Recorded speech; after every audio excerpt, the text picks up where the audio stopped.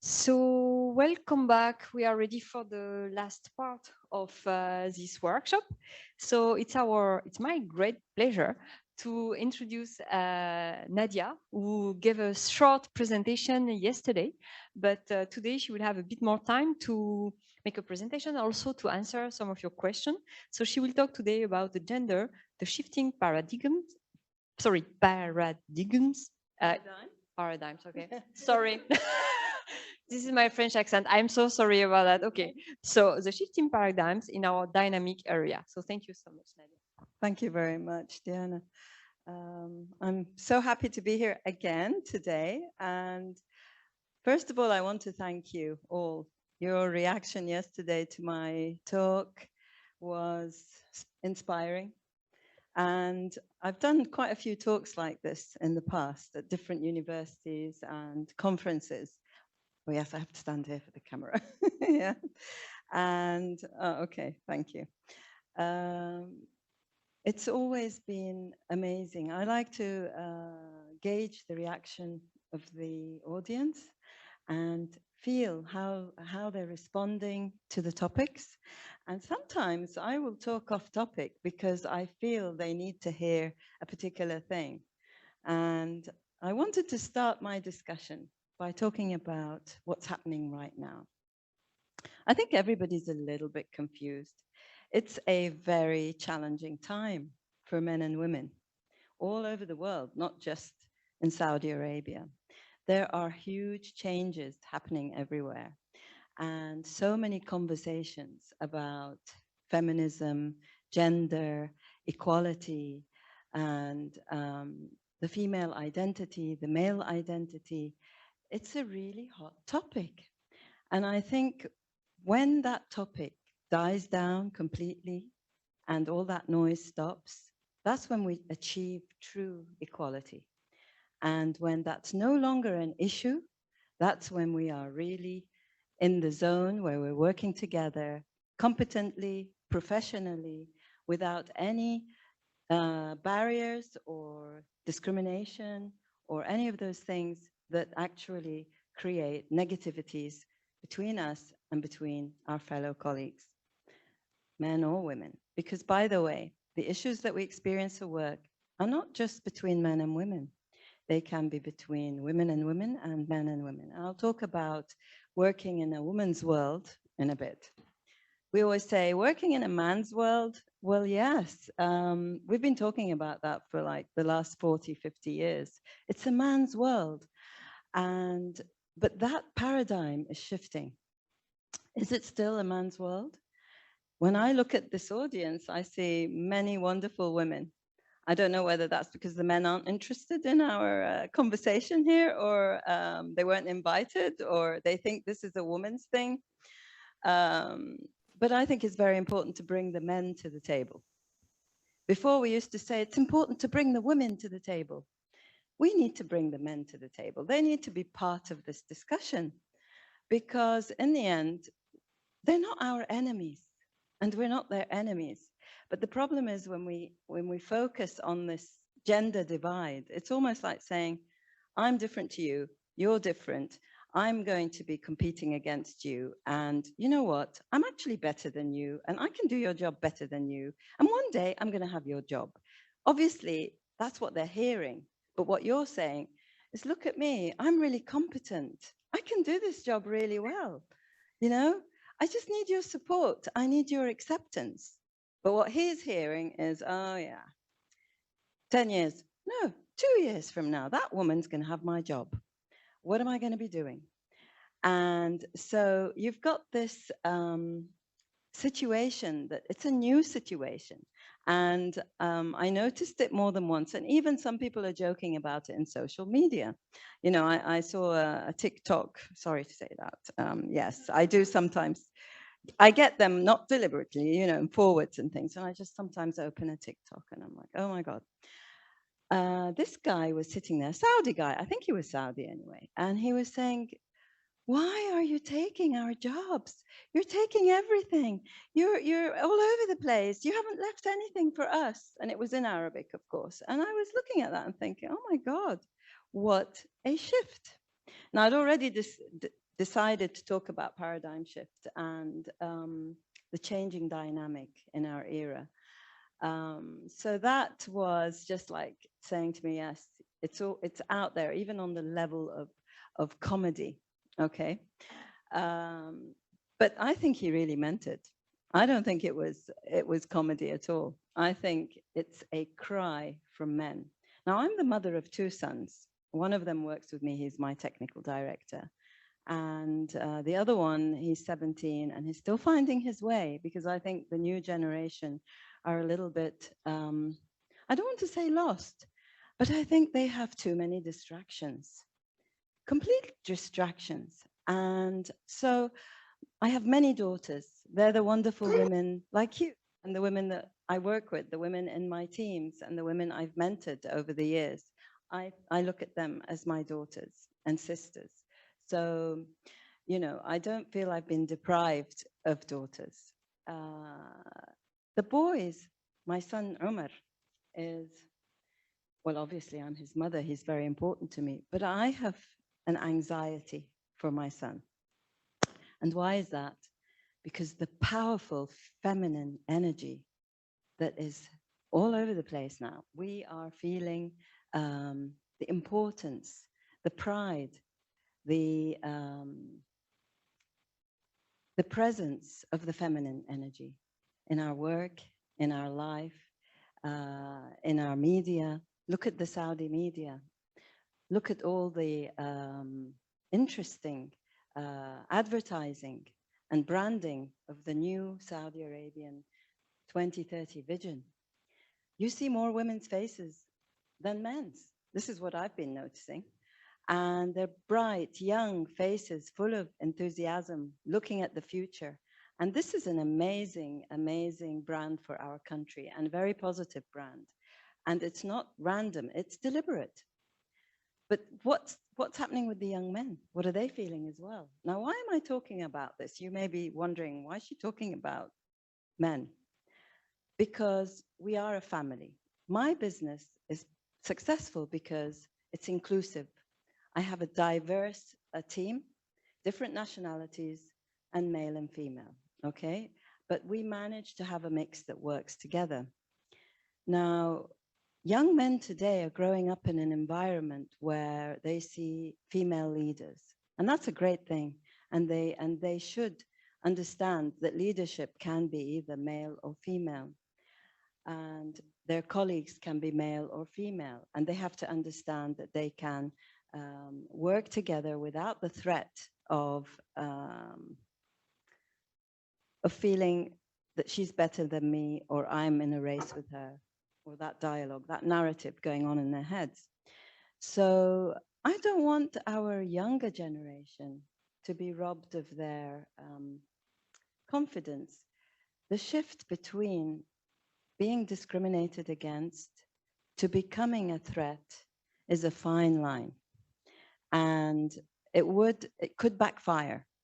So what I want to talk about today is, well, several issues related to that. Women in the workplace, but where does that all come from? So first of all, I want to invite you all to think about your identity. What does it mean to you to be a woman?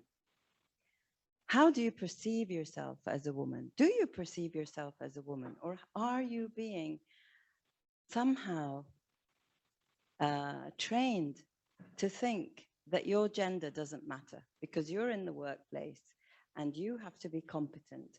So therefore, competence means that you dilute your feminism, your feminine power, your feminine aura, your feminine energy, that you need to park that on the side and be this, you know, kind of professional.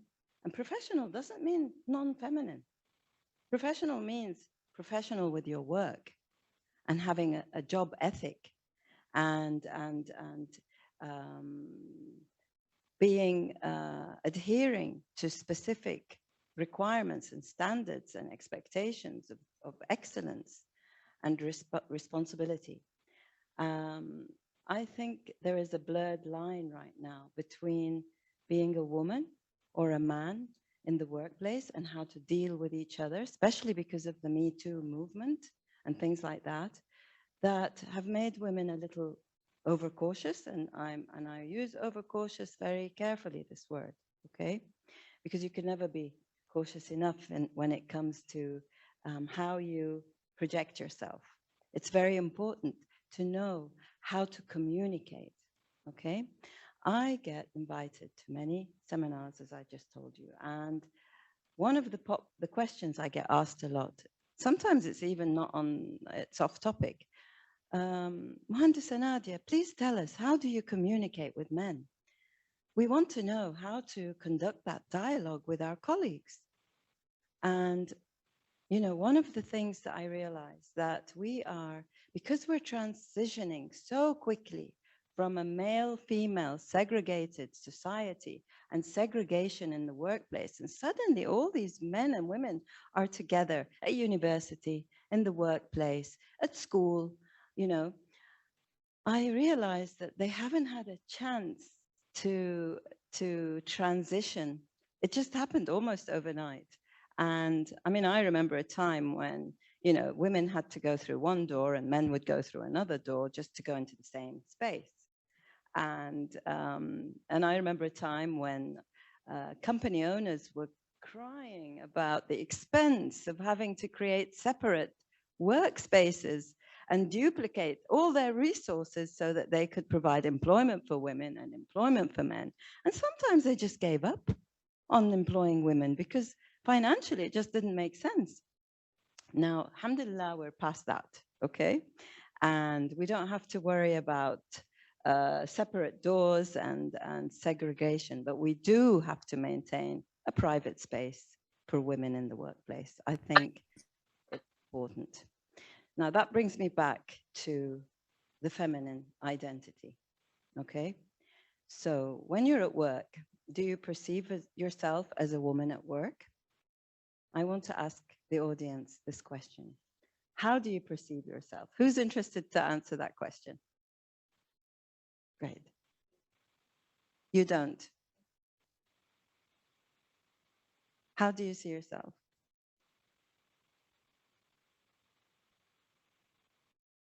Okay. So you perceive your brain. It's your function. Do you think that makes you function better in your job? Or has it just happened over time?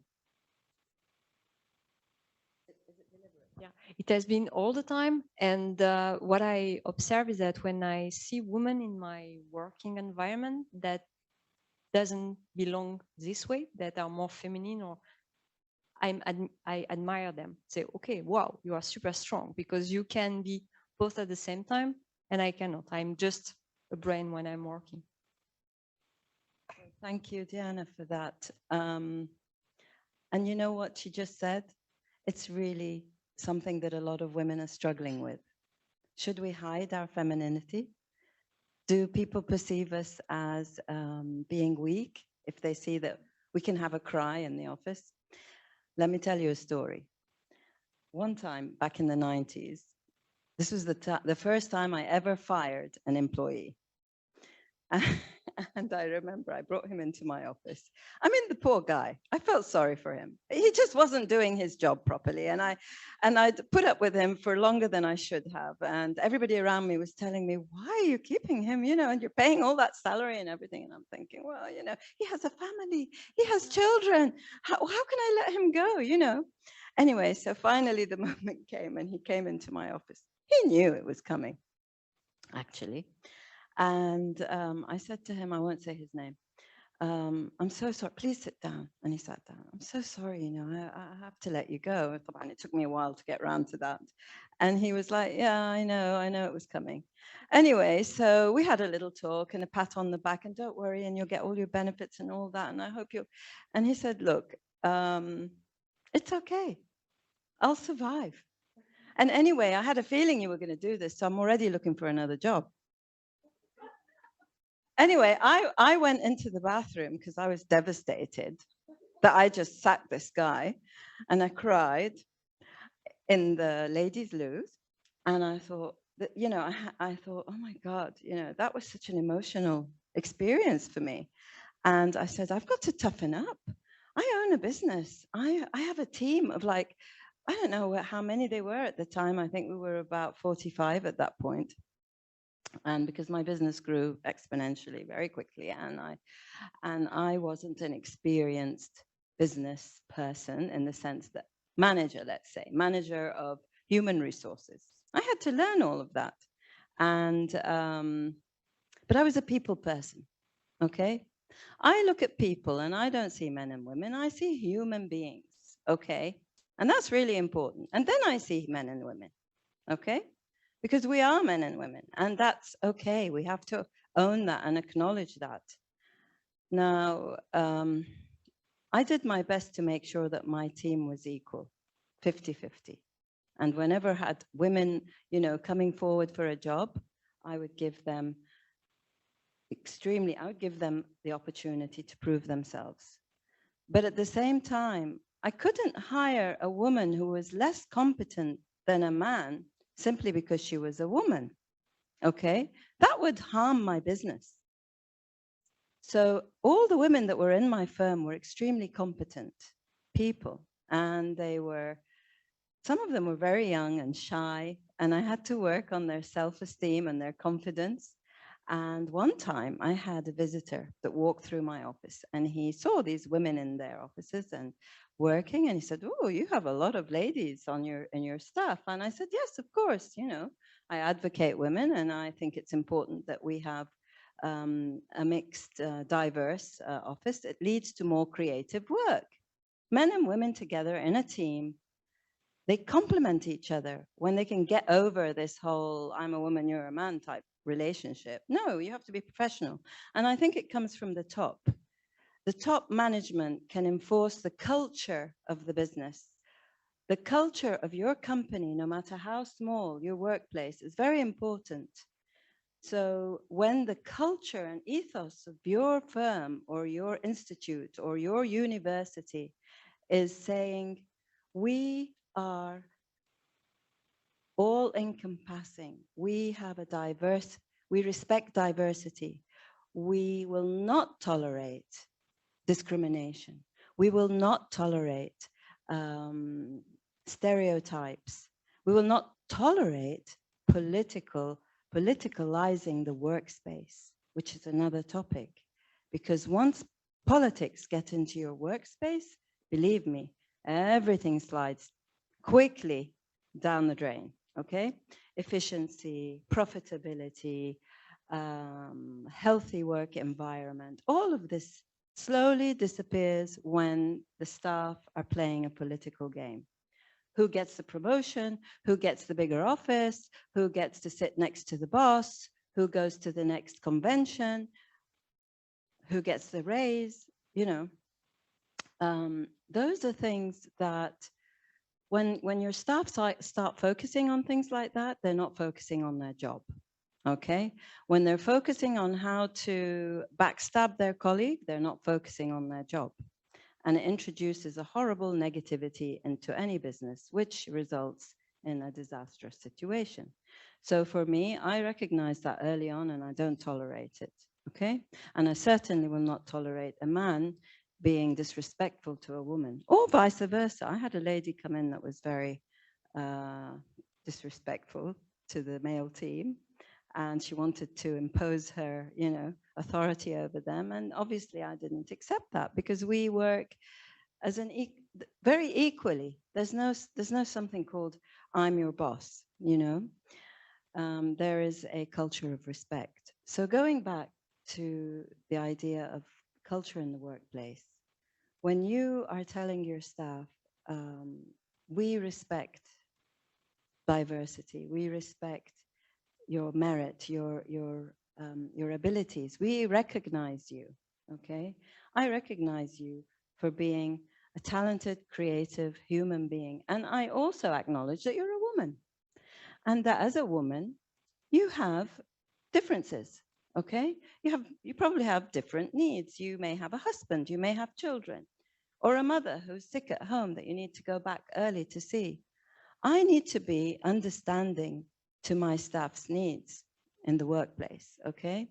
I need to acknowledge that having those situations doesn't make you weaker. And if you're a woman and you have specific, because even men have issues too, by the way. So if you're shy to say, you know, I'm having a bad day. Look, the female brain and the male brain. Do you believe that the female brain is different, or do you think the male and female brain are the same? What do you think? They're different, right? We should acknowledge that men are different to women, and we have different skills that we're good at, right? So I don't accept anyone to tell me, like they used to 20 years ago, that, oh, you're a woman, you can't understand, you know, what we're doing in the workplace. You won't be able to compete. Why are you going to site and supervising engineers and going up on scaffolding and things like that? Yes, it's dangerous for a man and a woman. And if you're not trained and you don't know what you're doing, it's a dangerous environment. And I prefer not to go up any scaffolding, to be honest with you. So I acknowledge that there are things that I do much better than my colleagues, and there are things that they probably do better than me. But is that because they're more competent, or because I have less skills in that area or interest? Or is it because I'm a woman and he's a man? In the past, it used to be the conversation of he's a woman, she's a woman and he's a man, and that's why he's better at this, and there's no way a woman can be a scientist, for example. They don't have scientific brains. But actually, women have incredible capacity to learn and to multitask. It's what we do. It's our skill set. We can manage a home, children, ailing parents, siblings, friends, work, deadlines, all these things. And we have to, because this is our life. We have to multitask. And the better we are at multitasking, the more likely to have a successful outcome. At different cycles of your life, you're going to have a different perception. You're a different person every 10 years because human beings change and they adapt, okay? So it's okay to want to get married and have children. And don't be scared to say to yourself, okay, I have to sacrifice because I'm very career motivated. Now, I love my career. Like, if you are fortunate to find your soulmate, then don't let him slip by or her by because you're too focused on your career, because you don't know if that person is going to come back again in your life.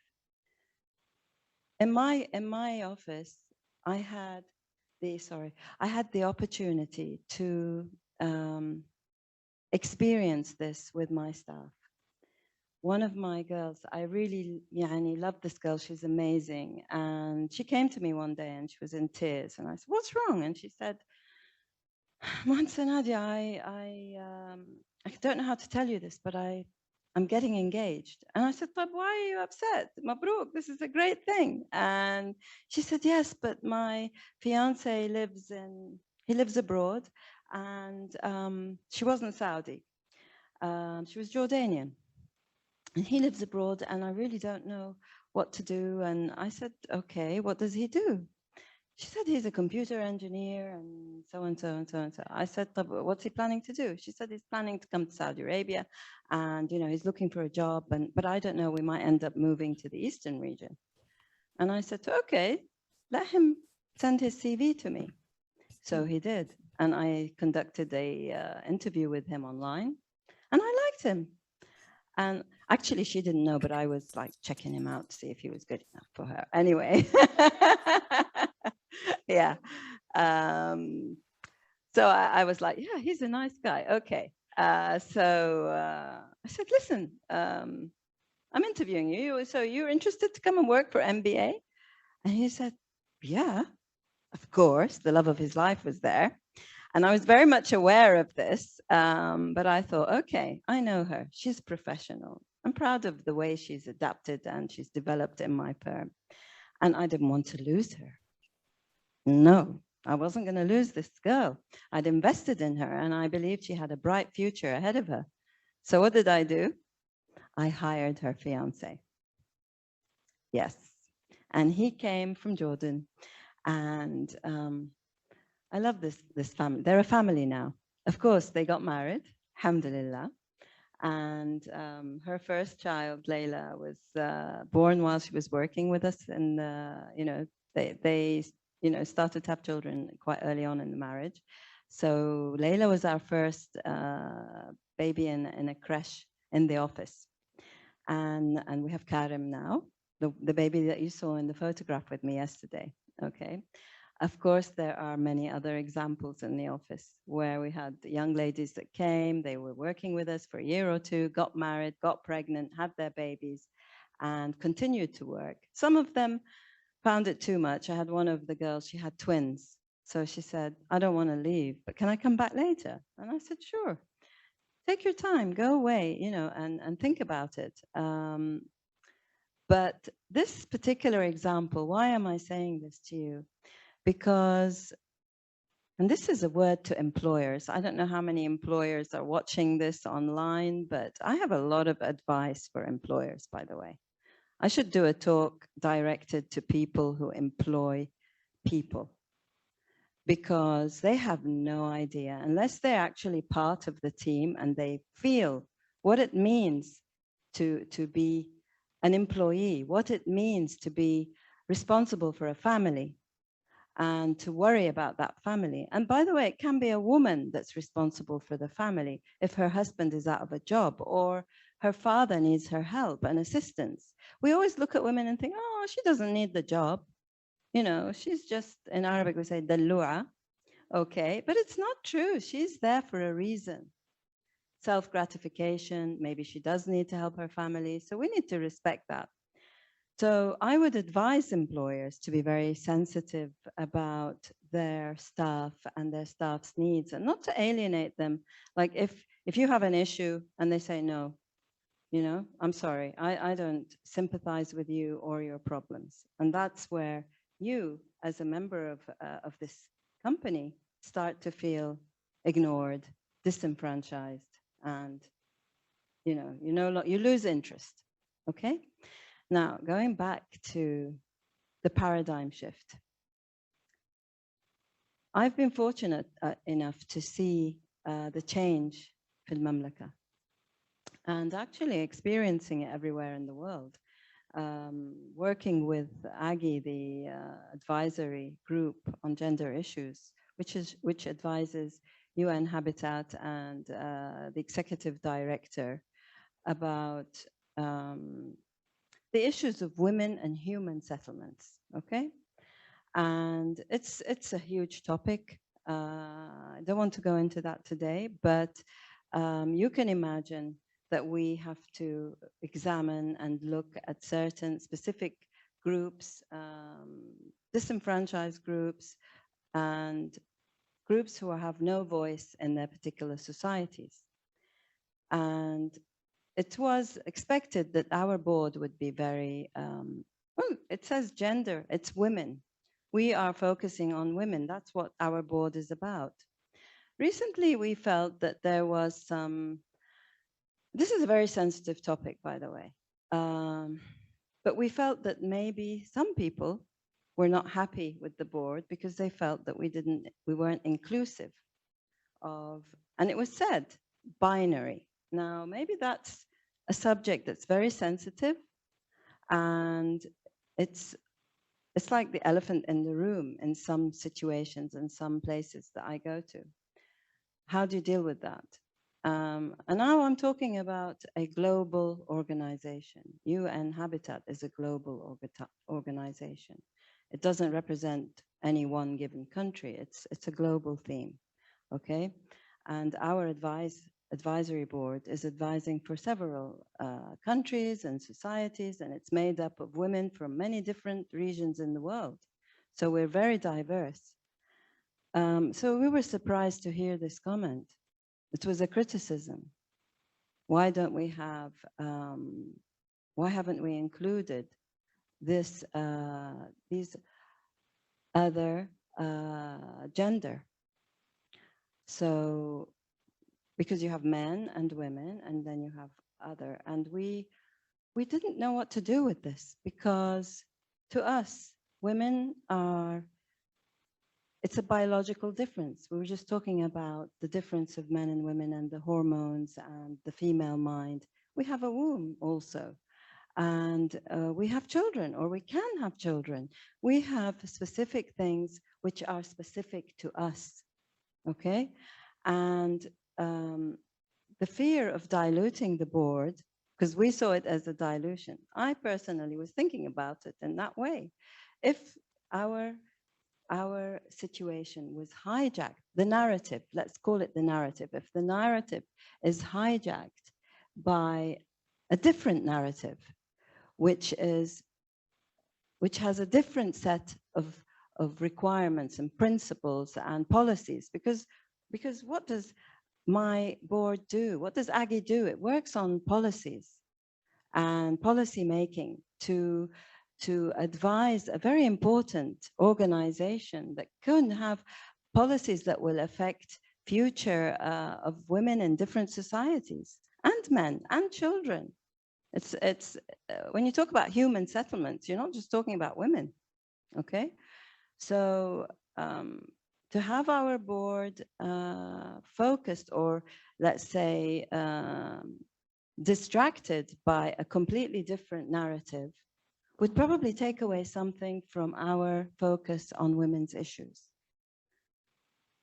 This is a conversation that maybe many different people in decision-making levels are having today, policy making, to include women and men and other genders. And that's another thing that comes into the workplace. In Saudi Arabia, obviously, it's something that is not accepted by our religion. And we are, you know, we're very, we have a Sharia compliant country. So accepting that in the workplace as a, you know, public acceptance hasn't been our, how to put it, we just haven't, we don't accept it. That's simply, let's just be honest here. It's not acceptable, okay? Does it happen? Does it exist? Yes, of course it does. How does it affect your colleagues? Well, I would say it's a personal thing, okay? And it should be kept personal. Why should it be part of our dialogue when we're talking about women's problems or women's issues? Why should that suddenly be popped into the discussion? I attended a conference in England, and they were talking about women as a group in this conference, and then suddenly they started talking about different ethnic groups being a minority. They were talking about women being a minority. We're not a minority. We're 50% of the population, okay? But they were talking about us being a minority, and we were popped into this box of women, ethnic groups who are being discriminated against, and people of other genders, which could be homosexuals, could be the binary. There's so many different now names for this, transgender, okay? And I thought to myself, but I found that strange. I found that strange that we would be in a conference in London, put on this stage. And who did this? This was a big corporate organization that was saying, we are really inclusive. This is in London, huh? International company. We're so inclusive. Look, we have women in our company. We have Black people in our company. We have people of other genders in our company. And I thought, okay, so we're still having this discussion about we're including women. Now, in Saudi Arabia, there's now the discussion of quota, okay? and you are encouraged to have, and in some places you are, it is a rule of place. You need to have a specific percentage of women in your work environment to be considered compliant, okay? Gender compliant, if you like. So I've heard this and take this, you know, very, it's a very sensitive topic to talk about, but I've heard this a lot, that, well, we have to meet that quota, so we're, you know, interviewing women for specific jobs, and we're actually having to overlook some men who are really competent for those roles because we need to fill them with women.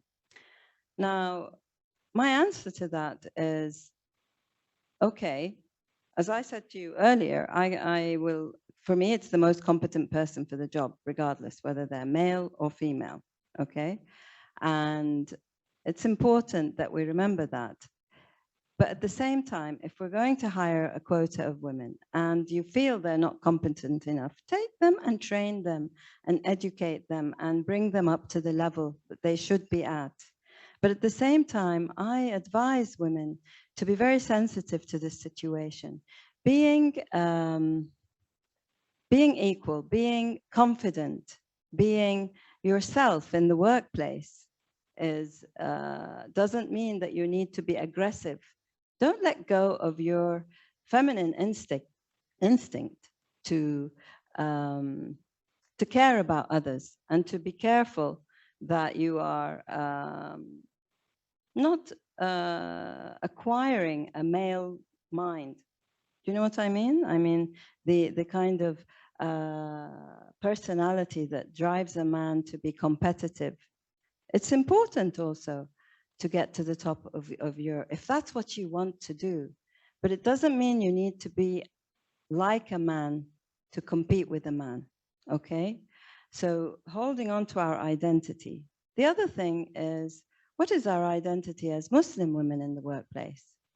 So a lot of us wear our hijabs, and we really care about being the most professional we can, and we don't want to be judged by our hijab. Just because you're wearing a hijab doesn't mean that you cannot be competent at your job, and you should be given a chance just like anyone else. So sometimes it's not just being discriminated against because you are a woman. Sometimes it's because you are a woman who wears her hijab.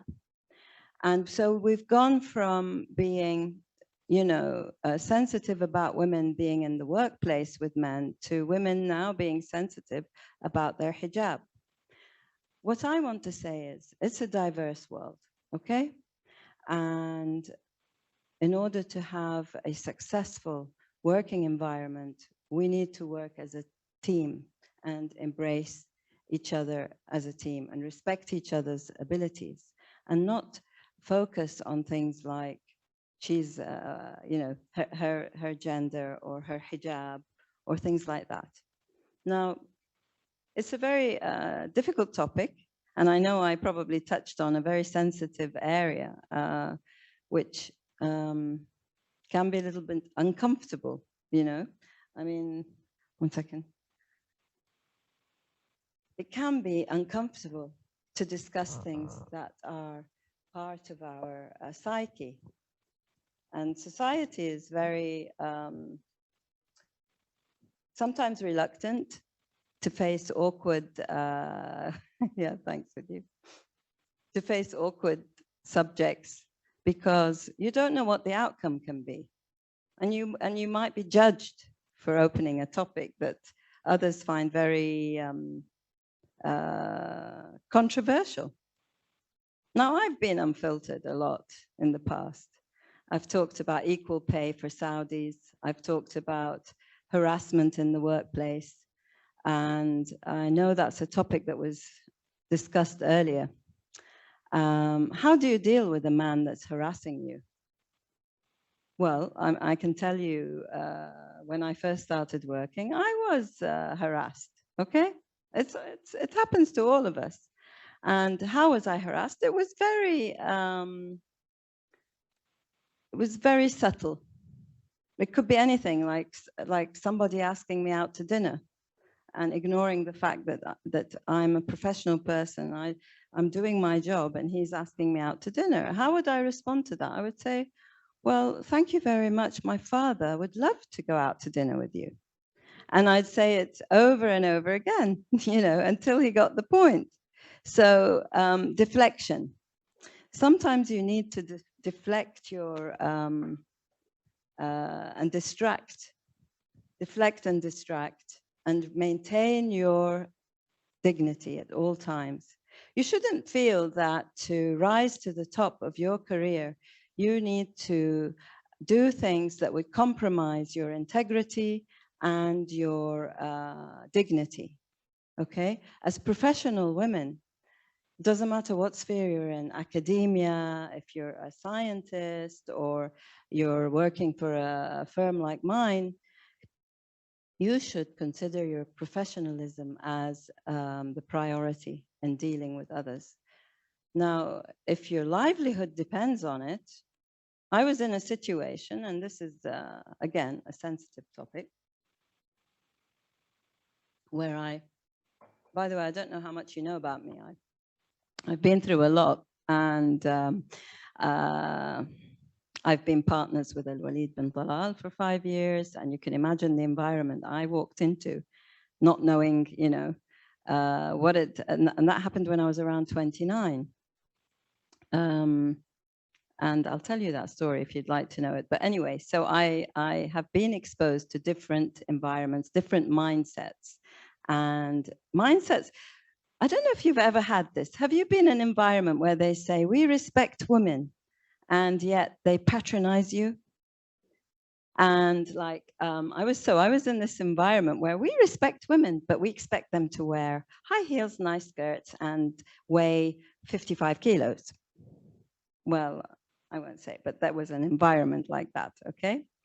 And so these poor women were working in this environment and they were scared to death. They had to weigh themselves every morning. They had to make sure they didn't gain a kilo. They had to make sure that they were dressed a specific way. How can the owner of that environment say he respects women? So sometimes it's not meant deliberately. I think sometimes it's just ignorance. By the way, I found that the topic of, the word liberal? Well, it used to be in the 90s and the 2000s, when they talked about someone being open, they called him liberal. But they misunderstood the meaning of liberal. And now we are in a liberal, some people would call this a liberal society. What does it mean? It means we're open. It means we can deal in an unsegregated space.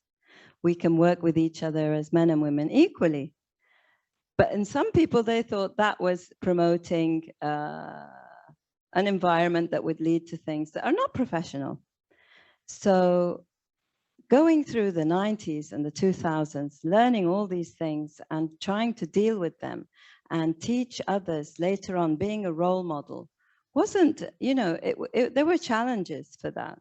And I really want to bring home to you the relevance. Maybe today I'm not as funny as I was yesterday, I know, but because it's a serious topic. And I didn't get to where I am today by, it wasn't all roses and flowers and birds singing. No, there was a lot of sacrifice along the way. And I had to deal with male ego. And I had to prove myself. But the way I did that was remaining competent and professional. I really emphasize on that. It's important for you, young ladies, to embrace your womanhood, to be fair to others, to be sensitive to the male ego that right now probably is going through a lot of questions, and not to feel that you have to let go of either your religious beliefs or your cultural beliefs or your womanhood, you know.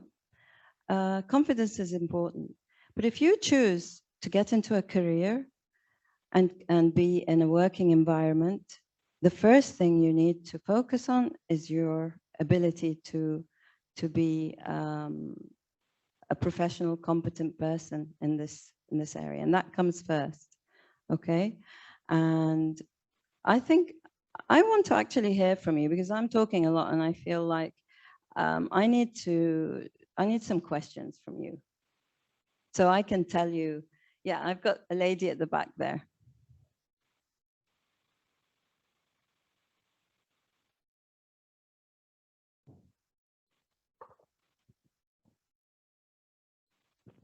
Hi, Nadia. Thank you so much for your honesty. I really enjoyed your talk, and you touched on a lot of like I bet these topics have always been in the workplace, and but I feel like we've shed a lot more light on them recently, so they're hot topics.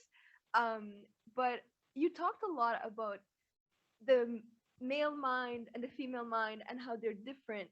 And my question is that do you think it's due purely to biological differences, or is it because for the longest time care of the family, of children, of the spouse, of the parents was all like on was all a woman's duty, right? It was always related to the woman. Like the woman is more caring, she's like more of a mother, more of a caregiver. So is that due to how society perceives a woman or what a woman's role and job is? Or is it because of biological reasons? Thank you so much. Okay, well, thank you for that question. It's very important. I'm actually, to answer your question, I'm just looking for the name of this author who wrote a book called The Female Brain. Okay, I don't know if any of you have read it. Her name is Louane Bezendine. Okay, and she wrote this book in 2006. And she's a neuropsychiatrist, okay? And she basically examined the neurology of the female brain and the male brain. She also wrote a book called The Male Brain. And she broke it down into the cycles: the adolescent brain, female brain, the nesting female brain that wants to get married and have babies, the mature female brain, the female brain after menopause. And there were some interesting, and actually her book created a lot of controversial discussions in society, as you can imagine, in 2006, because the conversation was, are we different because we've got different hormones? Or like you said, are we different because we're raised differently from birth? Our socialization, primary socialization is different. I mean, for me, as a young lady, I remember I went through all those cycles, and where I wanted to get married and have babies. And I got married at 17, by the way. And I had my first child when I was 18, 19. And so we were both young growing up together, basically. But that didn't stop me from wanting to have a dream, to do something, to achieve something. But actually, from very young, I had these dreams. And my dream wasn't to be a stay-at-home mom. I think some girls do want to be a stay-at-home mom. And I want to say something very important, by the way. You know, when I was out at a parents' meeting for my son's school, and this lady was talking to me, and she said, "Oh my God, you've achieved so much. You know, I'm sorry, I apologize. I'm not, you know, I didn't do those things." And I said, "Well, why are you apologizing? You have 5 children, and you're doing such an amazing job as a mother. You do have a very important job, probably more important than mine. You're taking care of these kids. You're raising an amazing family. Why don't you see that as a job that should be rewarded?" And I was on a TV show, I think it was Ikhbariya, and this topic came up because it was a hot topic in the 90s. And I said that every woman should receive a salary for staying at home and taking care of her kids, because that should be compensated. And she gives so much of herself, and she doesn't have the opportunity to go out and earn a living and spend money on herself, because she's dedicating all that time to her children.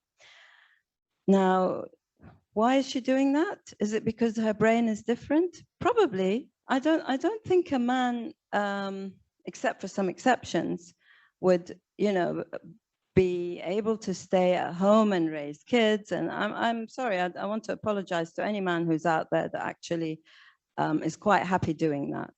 It doesn't mean that he's less of a man. And this is important. And some men will say, oh no, what, me? Change the baby's nappy? That makes me less of a man. No, he's not less of a man. Is he more of a woman? I don't know, but he's a human being and that cares for him. He's a father, he's a parent. And, and it's important that fathers and mothers work together raising their kids, to give them an idea of the importance of gender working together, first of all, because, this whole primary socialization is what makes us suddenly aware that we're girls, that we're boys, that we're different. It happens very early on when we're just exploring the universe. So if you're told, like was it Mashal yesterday? She said that she had this person that came up to her and said, you shouldn't be doing that. You should be at home, whatever. And if she hadn't had the strong support of her family, she might have caved. So yes, it's important to raise our daughters to have that confidence, but also let's not forget the boys. We have to raise them to have that confidence too. I think we're so enthusiastic to promote the female identity as an all-empowering woman, that we sometimes neglect our little boys. Okay, so we need to teach them to play with the girls and the girls with the boys, and they need to have a fair playing field. And at work, it's the same thing. You need to have a fair playground to work on. So thank you for that question. Yes. There is a question from Lidieta. Lidieta, maybe you can unmute yourself and ask directly your question. Thank you. Thank you very much. It's a very, very interesting speech and experience. I was just wondering to comment on your idea, which I also thought for a long time, that, and I understand what you meant when you said that women or persons staying at home taking care of their children, they should be rewarded. We should think of a salary for a woman staying at home. But later on, I started to change a little bit my mind, just because if this is the case, I wonder then if a woman, from a cultural point of view, will be still allowed to endorse a life outside of, or a job, let's say, outside of the family. Unless we pose the question that men who stay at home will be paid twice than a woman. Because this will push and will balance the situation. I mean, it's a very difficult, because from one side, we try to reward people who do an extremely important and serious job. But from the other side, then this could be an occasion, let's say, to limit then the woman in the society. And I was curious to hear your opinion. And thank you very, very much for sharing with us your thoughts and your experience. Well, thank you. Thank you for that question, actually. How do you say your name? Lidieta? Yes, perfect. Lidieta, okay. Thank you very much. Actually, yes. Should men be rewarded twice as much if they stay home? Well, why should we consider a man staying home as a big sacrifice? No. Yeah. It's not a sacrifice. I was just wondering on the other side, imagine a family, no, in the environment culturally, it's very difficult anyway for women to endorse job and family. And this is the truth. No, we have experiencing and seeing also during the lectures. If we have the occasion to have a salary for staying at home, do you think that from the moral point of view, the woman will be, let's say, supported to work outside? Oh, I see what you're saying. You're saying that, well, if you're getting paid to stay at home, why are you in the workplace? That's the other side of the yeah. Okay, that's an interesting question. Actually, I didn't think of it. Because I was trying to draw focus to the hard effort and sacrifice of women that stay at home and raise kids, that they should be rewarded. But could that be used against them? Yeah, this is a real interesting point. But who would be using it against them? Would it be the men? Yes. The mother? The mother? Yeah. The mother-in-law? Maybe they would say, just stay home. Why do you want to work? And then we would have to speak more about our ambitions, about our own desires. But it's an easier argument if you say, okay, I'm working for my kids and for my family. We have to raise our standards. So you see the difference in the argument, and that would be. Okay, so no money for women staying at home then. No. Money for women to stay at home for sure, but we have to. It doesn't have to be money, by the way. Okay, let's take out the money idea. Let's say there are some benefits for a woman staying at home raising her kids. Because what I worry about is something called the deconstruction of the family. Have you heard about that?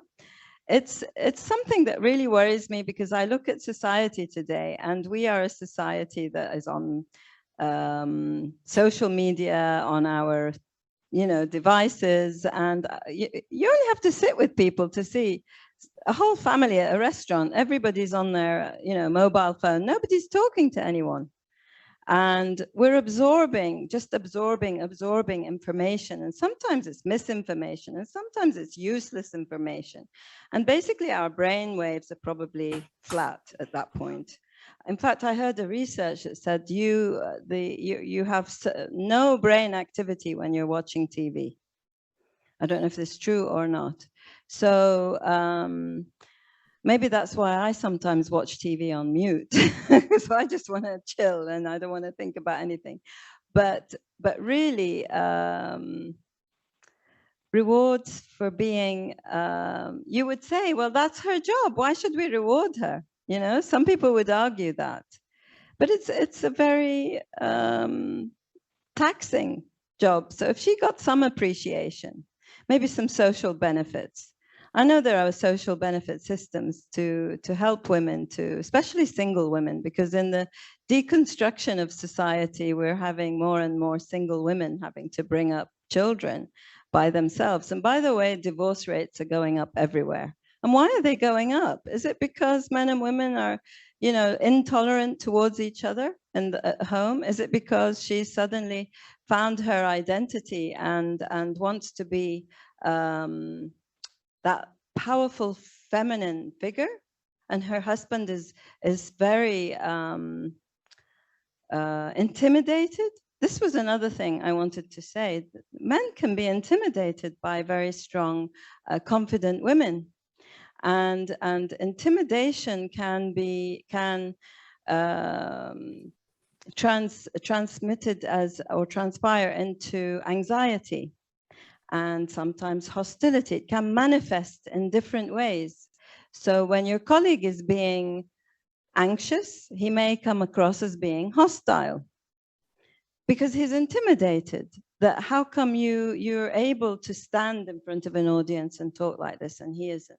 Or how come you can deliver a proposal or a presentation in half the time he can, or that your presentation is better, or your scientific research is more precise?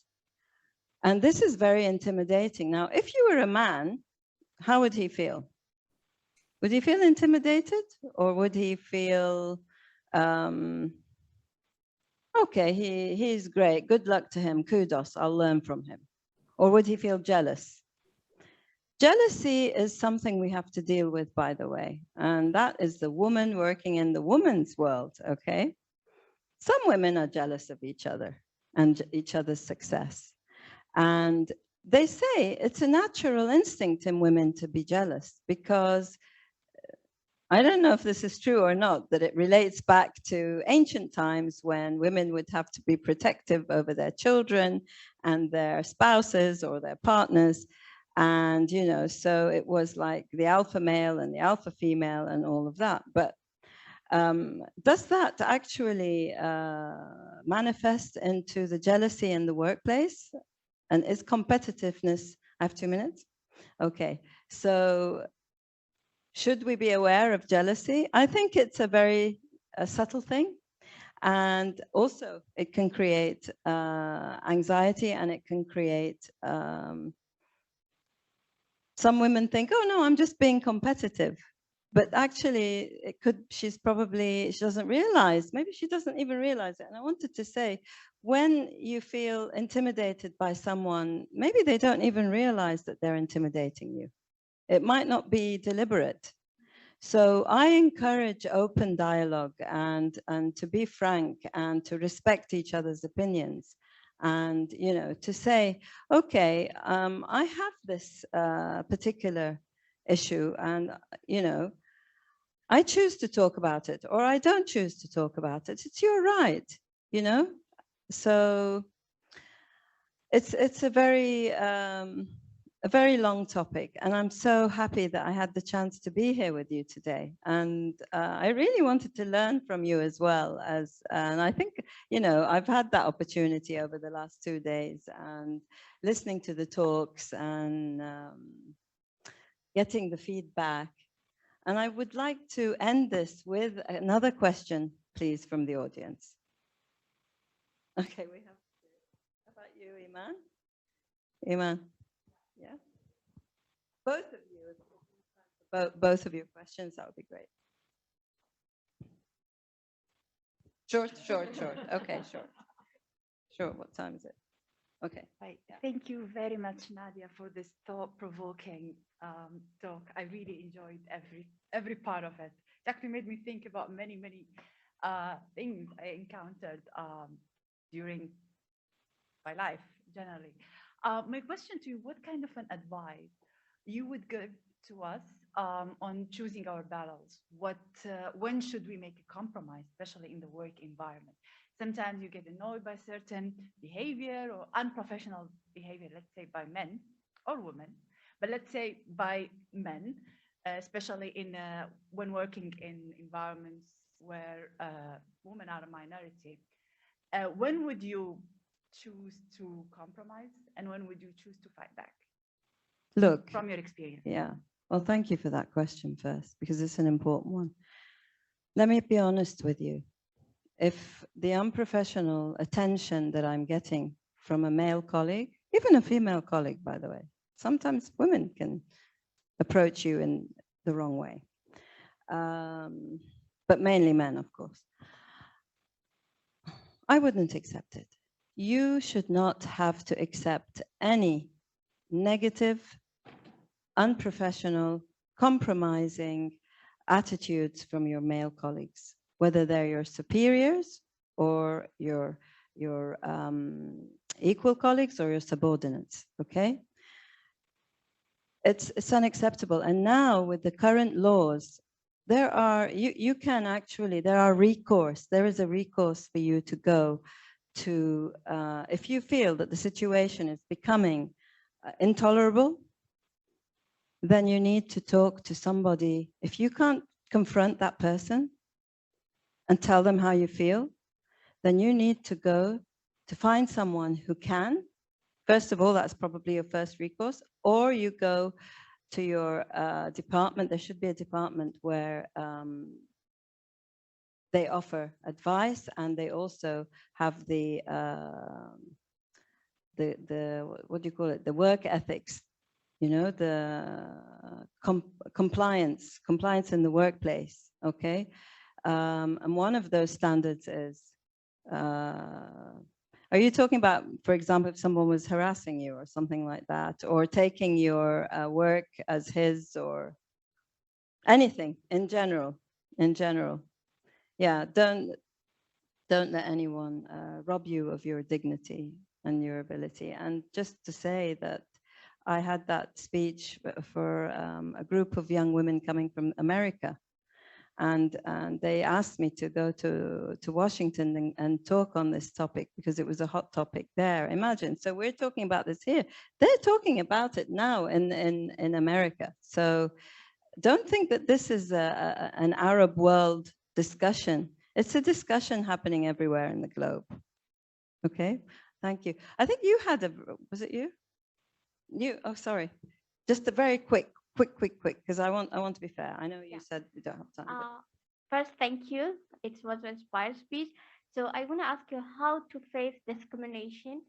You was mentioned about you have some judgment or discrimination about how you look, and sometimes you have like this workplace, they just prefer someone who can be more liberated. You can be honest, but you know you have the ability to do the best, and you can do the best, and you have like how you claim what you think is your right, you know, because sometimes they didn't give me opportunity to show yourself, you know.